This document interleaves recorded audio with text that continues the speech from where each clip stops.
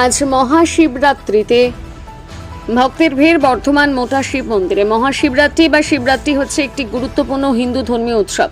এই মহাশিবরাত্রির ফাল্গুন মাসের কৃষ্ণপক্ষের চতুর্দশী তিথিতে পালিত হয়। শিবপুরাণ অনুসারে এই রাতে শিব সৃষ্টির স্থিতি ও প্রলয়ের মহাতাণ্ডব নৃত্য করেছিলেন। আবার এই রাতে শিব ও পার্বতীর বিয়ে হয়েছিল। মহাদেবের আরাধনার সর্বশ্রেষ্ঠ দিন হল মহাশিবরাত্রি। বর্ধমান শহরের বাবা বর্ধমানেশ্বর বা মোটা শিব মন্দির বহু প্রচলিত একটি অন্যতম শিব মন্দির, যে মন্দির ঘিরে রয়েছে বহু ইতিহাস। আজ মহাশিবরাত্রি উপলক্ষে রীতি রেওয়াজ মেনে উপবাস করে ভোলে বাবার কৃপা প্রার্থনায় মগ্ন ভক্তরা। তাই সকাল থেকে দেখা গেল এই মন্দিরে ভক্তের সমাগম। দুধ, বেলপাতা, আকন্দ ফুলের মালা হাতে নিয়ে বাবার মাথায় জল ঢালতে লাইনে দাঁড়িয়ে রয়েছে বহু দূর দূরান্ত থেকে আসা ভক্তবৃন্দ। আজ সারা রাত খোলা থাকবে মন্দিরের গর্ভগৃহ। এই শিবরাত্রি উপলক্ষে মন্দির প্রাঙ্গণে আয়োজন করা হয় 6 দিন ব্যাপী বিশাল মেলা অনুষ্ঠান এবং অন্নকূটের ব্যবস্থা। এই উপলক্ষে পুলিশ প্রশাসনের পক্ষ থেকে বাড়তি সতর্কতা অবলম্বন করা হয়েছে। মন্দির চত্বরে পুলিশ মোতায়েনের পাশাপাশি বিশেষভাবে নজরদারি চালানো হবে এই কদিন। এই মন্দির চত্বরে ভিড় জমান প্রতি বছর জেলার বাইরে থেকে আসা বহু পুণ্যার্থী। বর্ধমানেই থাকি, সুভাষপল্লী থেকে।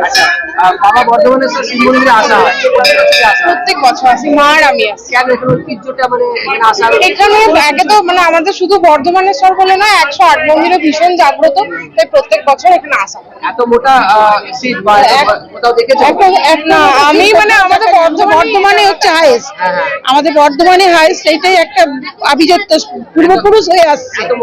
এত মোটা শিব এখানে এলে মনে হয় মন্দির একদম একদম আগে হয়ে হচ্ছে। ইভেন মা 108টা নীলকণ্ঠ ফুলের মালা পরিয়েও গেছে বাবাকে।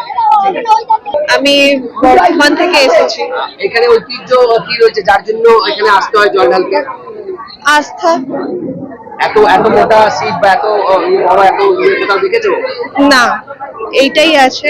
এটাই আছে, প্রতি বছর এখানে আসা হয়। হ্যাঁ, কি রয়েছে এরকম ধরনের শিব আর কোথাও